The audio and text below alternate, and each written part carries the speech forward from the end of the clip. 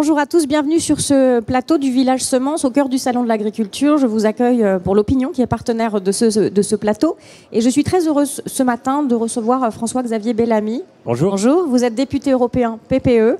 Et c'est vraiment intéressant que vous soyez là parce que la situation géopolitique a bouleversé l'esprit de ce Salon de l'Agriculture.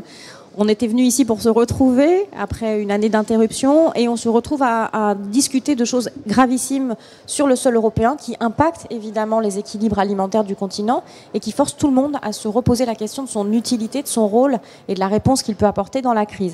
Alors, ce qui m'intéresse maintenant, et ce qui intéressera sans doute les gens qui nous regardent, c'est vous, de Bruxelles. Comment est-ce que vous voyez la situation et est-ce que ça va changer la manière dont l'Europe conçoit sa politique agricole commune? Je vais juste faire un petit rappel. La politique agricole commune est en train d'être négociée. Les États sont en train de rendre leurs plans stratégiques nationaux. Et puis derrière, il y a la grande stratégie européenne du Green Deal qui s'appelle Farm to Fork dans sa déclinaison agricole. Tout ça était déjà bien avancé et les cartes sont un peu rebattues. Comment est-ce que vous voyez les choses de votre point de vue de député ? C'est important qu'on puisse évoquer ces questions et je crois qu'on est venu ici au salon pour parler d'agriculture. On se rend compte qu'en réalité, derrière les enjeux d'agriculture, en tous les cas certains ouvrent les yeux sur le fait qu'il y a aussi des enjeux géopolitiques absolument majeurs et que c'est au fond l'avenir de notre souveraineté, l'avenir de nos libertés, l'avenir du modèle démocratique qu'on veut défendre qui se joue dans le travail des agriculteurs européens. Et c'est fondamental de le rappeler parce qu'on l'a vécu pendant la crise du coronavirus, un continent qui n'est pas capable de pourvoir à ses besoins, qui n'est pas capable d'assumer ce qu'il a besoin de consommer d'une façon vitale, eh bien c'est un continent qui nécessairement, par ses dépendances, par sa vulnérabilité, s'empêche d'agir sur son destin et se trouve condamné à subir ce qui lui arrivera. Et c'est la raison pour laquelle nous avons alerté depuis des mois maintenant sur le risque d'une dérive grave derrière les politiques menées à l'échelle européenne, notamment sur le plan environnemental. Nous croyons bien sûr à la nécessité d'une transition environnementale, d'une politique qui respecte l'environnement à tout point de vue, y compris dans le monde de l'agriculture. Mais il faut quand même le dire, nous avons déjà aujourd'hui l'agriculture en Europe qui respecte les standards les plus élevés au monde. Et par conséquent, aujourd'hui, le point fondamental, c'est de réussir à prendre en compte la réalité du monde ouvert dans lequel nous sommes. Cette dimension géopolitique de la transition environnementale, elle est absolument cruciale. Et Farm to Fork nous paraît être, d'une certaine façon, l'exemple même de la myopie européenne sur ces sujets-là, lorsque nous appliquons une stratégie qui consiste seulement à fixer des règles de plus en plus compliquées aux producteurs européens, sans jamais protéger le marché européen, sans jamais rééquilibrer la compétition mondiale. Farm to Fork, il faut quand même le rappeler, l'enquête du groupe d'experts de la Commission européenne l'a montré. Cette enquête, elle corroborait des études déjà réalisées par le département d'État américain, par des universités importantes, notamment en Allemagne. Farm to Fork va conduire, si le projet est appliqué en l'état, à une baisse de la production agricole d'ici 2030 entre 10 et 15% dans des secteurs cruciaux de l'agriculture européenne. Et beaucoup plus pour les céréales. Pour les céréales en particulier, ce serait encore plus fort, à une augmentation des prix, à une baisse des revenus pour les agriculteurs, dont on sait qu'ils sont déjà aujourd'hui malheureusement beaucoup trop faibles. On arriverait à cette situation tout à fait paradoxale qu'on peinerait à assumer notre sécurité alimentaire, mais qu'aussi on créerait très probablement des pénuries alimentaires autour de l'Union européenne. Je pense par exemple, vous parliez des céréales, tous les pays aujourd'hui d'Afrique du Nord qui sont très dépendants de la production européenne et qui vivent grâce à ce que nos agriculteurs produisent, eh bien nous les mettrions dans une situation de pénurie alimentaire potentielle, avec tout ce que ça veut dire d'insécurité. Et puis le dernier point qui est quand même absolument le plus fou, c'est qu'en réalité, on ferait baisser nos émissions de carbone. Oui, c'est vrai, en Europe, on émettrait moins de carbone, mais en réalité, parce qu'on importerait plus, eh bien, on ne ferait pas baisser notre empreinte carbone. Donc c'est exactement l'Europe qui, d'une certaine manière, va dans l'impasse, et c'est exactement ce qu'il nous faut réorienter. Là, on a vu l'Europe réagir très fortement ces derniers jours, surprendre par sa capacité à se mobiliser, à parler d'une voix unie, à prendre des décisions très fortes. Est-ce que, selon vous, François-Xavier Bellamy, elle doit se saisir de la politique agricole, des questions agricoles, de la même manière qu'elle le fait là, des réponses géopolitiques, des questions de défense? Est-ce qu'elle doit revenir sur ses pas et se reposer la question de ses ambitions? Oui, en tous les cas, il est absolument certain que ce que nous vivons aujourd'hui, je rentre de Bruxelles où nous avions hier une session plénière exceptionnelle sur l'Ukraine, l'occasion de dire à quel point nous sommes profondément unis aujourd'hui au peuple ukrainien qui vit de façon très directe la brutalité de l'agression qui est déclenchée contre lui. Si nous voulons aider l'Ukraine aujourd'hui, si nous voulons demain faire valoir nos principes, il faut que nous ne soyons plus dépendants du reste du monde et notamment de ces puissances qui sont susceptibles de déstabiliser ce à quoi nous croyons. Aujourd'hui, on parle beaucoup d'énergie. Nous sommes dépendants du gaz russe. L'Europe, d'une manière générale, est dépendante du gaz russe, raison pour laquelle j'ai défendu depuis 2 ans dans la commission qui s'occupe des questions d'énergie la place du nucléaire dans le mix énergétique européen et notamment, évidemment, dans le mix énergétique français. Parce que nous voyons bien que il ne s'agit pas de raisonner dans l'abstraction. Le défi pour la France en Europe et le défi pour l'Europe dans le monde, c'est de produire. Et nous avons besoin d'une agriculture européenne qui soit de nouveau capable de produire. Et c'est le mot qu'on a oublié. C'est presque le gros mot, au fond, pour beaucoup d'Européens.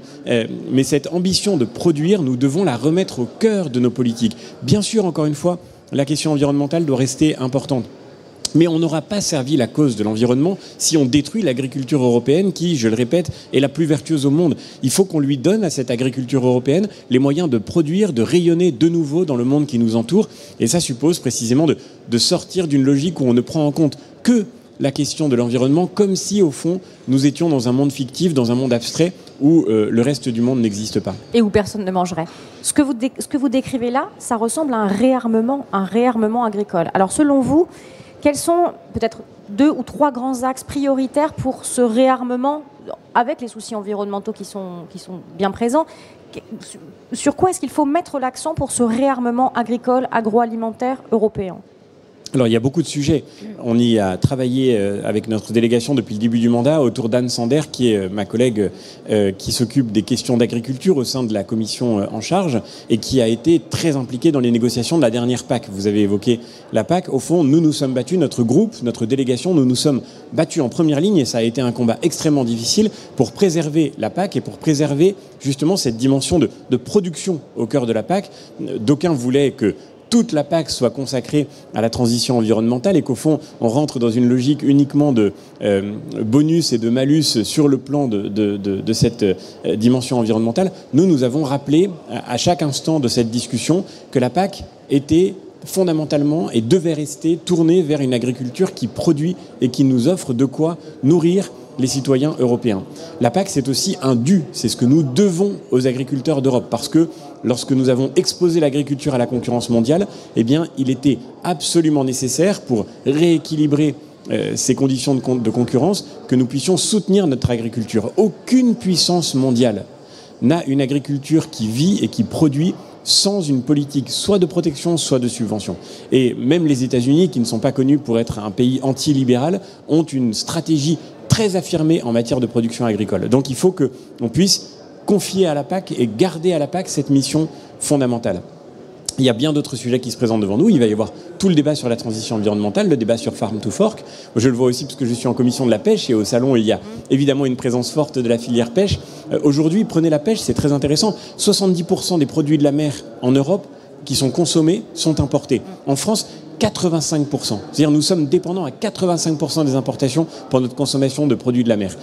Il est absolument nécessaire de réorienter les choses et c'est la raison pour laquelle, d'une manière encore plus globale, encore plus matricielle, j'allais dire, eh bien, nous nous battons pour mettre en œuvre enfin la taxe carbone à l'entrée du marché européen, pour mettre en œuvre une politique de commerce qui soit plus intégrée, qui puisse prendre en compte la cohérence entre les politiques environnementales déployées sur le marché unique et les politiques commerciales qui ouvrent le marché au reste du monde autour de nous.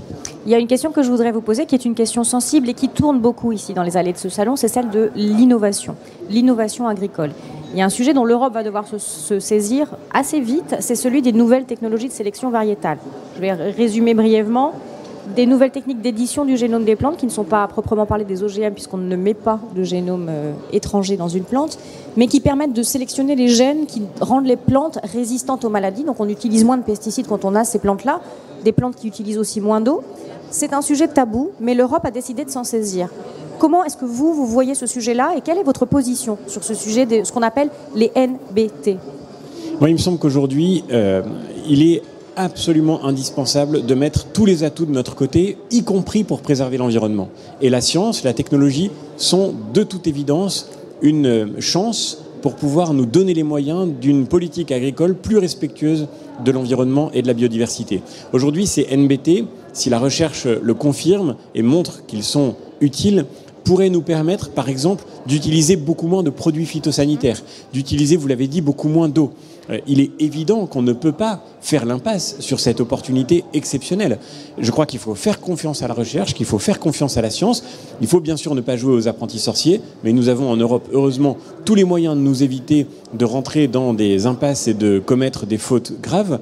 Maintenant, ce serait une catastrophe par une espèce d'obscurantisme de fermer les yeux sur cette opportunité que représentent ces nouvelles technologies pour nous permettre, y compris d'améliorer le travail des agriculteurs et donc aussi la production de l'agriculture. Je vous le disais à l'instant, pour nous, nous considérons que produire n'est pas un gros mot et qu'au contraire, nous aurons besoin demain pour assurer notre résilience face aux crises qui se présenteront, pour donner à chacun de quoi se nourrir, c'est quand même le besoin le plus fondamental de l'existence, et puis pour préserver, je le disais, notre capacité d'action dans le monde qui se dessine, nos valeurs démocratiques, notre modèle politique. Nous sommes tous conscients aujourd'hui de l'actualité particulièrement sensible de cette préoccupation. Nous aurons besoin d'une agriculture européenne qui produise, et nous devons nous donner tous les moyens de mettre en œuvre cet objectif en respectant l'environnement. La science fait partie de ces moyens que nous devons utiliser et auxquels nous devons faire confiance. C'est très clair. Il y a là maintenant une question d'urgence à laquelle nous allons devoir faire face. Le bassin de la mer Noire, l'Ukraine, la Russie, c'est environ 40% du commerce de blé dans le monde et notamment la stabilité du bassin méditerranéen qui en dépend, en Égypte, au Liban, en Tunisie.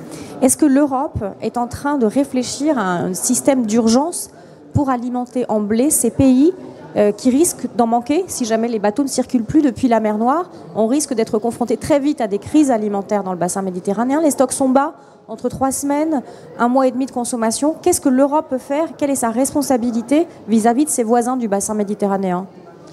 Aujourd'hui, nous sommes au seuil de cette crise. La guerre lancée par la Russie a commencé il y a quelques jours, et donc il faut évidemment considérer tout ce qui va découler de la situation que nous vivons, tout ce qui peut en découler. La première chose, je voudrais quand même le dire, c'est que nous allons vers une situation de crise, y compris pour nos agriculteurs en Europe, parce que je pense par exemple aux éleveurs. Le prix des matières premières a déjà beaucoup augmenté, le prix des carburants est au plus haut. On va probablement vers une augmentation encore plus importante du prix des intrants et de l'alimentation du bétail. Et donc il faut absolument qu'on puisse mettre en œuvre le plan d'urgence indispensable pour la filière et notamment pour les éleveurs, parce qu'ils vont être face à un choc qui pourrait mettre en très grande difficulté une grande partie d'entre eux.